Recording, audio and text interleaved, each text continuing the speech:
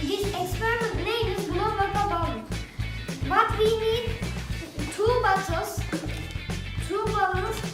funnel, baking soda, vinegar. First, pour some vinegar to each bottles with a funnel.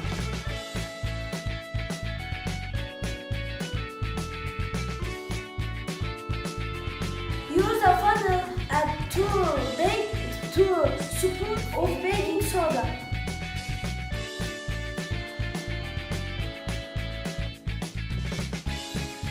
Second, stretch the opening and put it around the top of the bottle. Don't allow the baking soda to go inside. Excellent, Ahmet.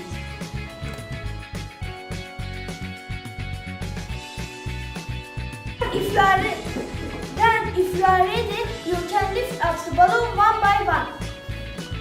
And dump the baking soda into the bottle. Let's watch the balloon fill up air. See?